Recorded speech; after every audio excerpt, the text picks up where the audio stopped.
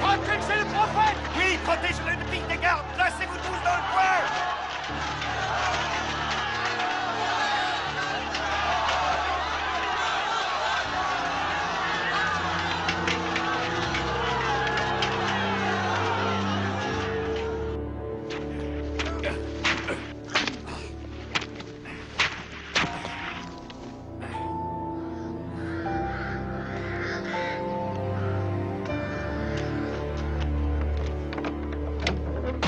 À ton tour.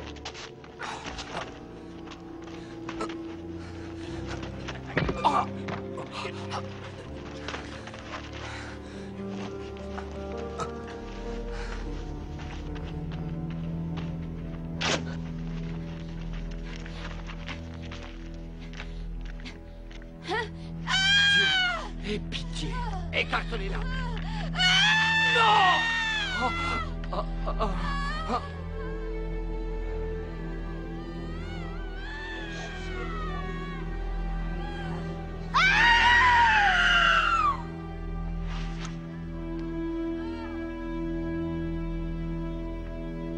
Dieu Tout-Puissant, recueille cette femme, toi qui es le plus grand, et pitié d'elle.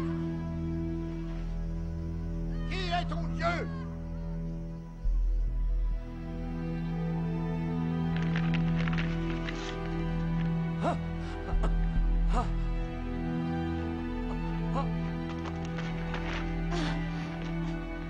Qui est ton Dieu? Réponds-moi!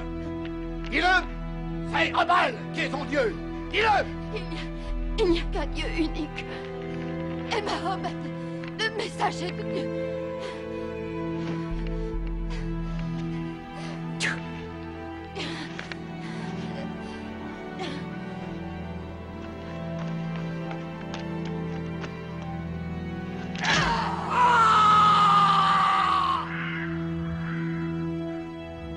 Il n'était plus en sécurité à la Mecque. Seul, avec Zaïd, son fils adoptif, il partit pour Taïf, une ville accrochée à flanc de colline. Il y demanda asile et l'autorisation de prêcher. Mais les enfants de Taïf furent chargés de le chasser dans le désert à coups de pierre. Mais qu'est-ce que vous faites? Arrêtez! Non, arrêtez! Laissez-le! Allez-vous-en!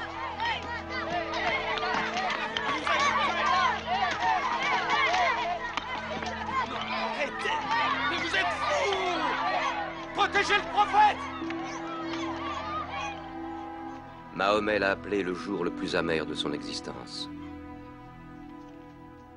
Puis, miraculeusement, alors que la mission de Mahomet semblait avoir échoué, la situation bascula. Une délégation de Médine, cité riche mais déchirée par des luttes internes, le rencontra une nuit au rocher d'Aqaba, l'invitant à les rejoindre pour se dresser entre leurs factions, pour s'interposer entre leurs querelles perpétuelles et leur guerre civile. Mahomet accepta, sous réserve qu'il prête serment de n'adorer qu'un Dieu unique. Attendez. Si nous prenons cet engagement, nous nous mettrons en marge du reste de l'Arabie.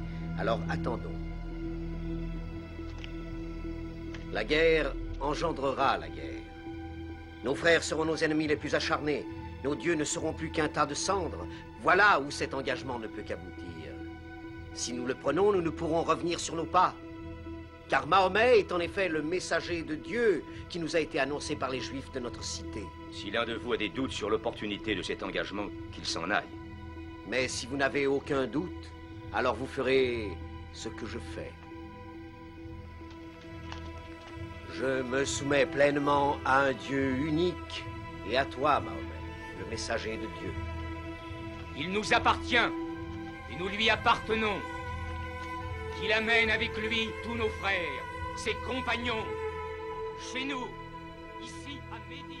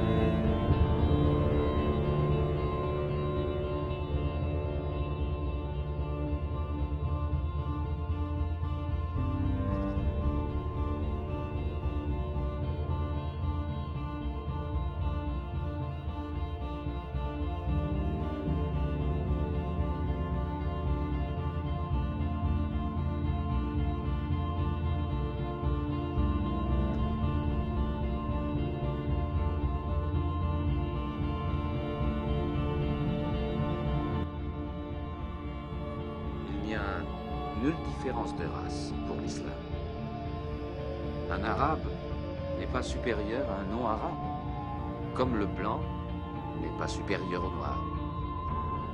Tous se présenteront égaux devant Dieu. Si tu ne souhaites pas pour ton prochain ce que tu souhaites pour toi-même, tu n'as pas la foi.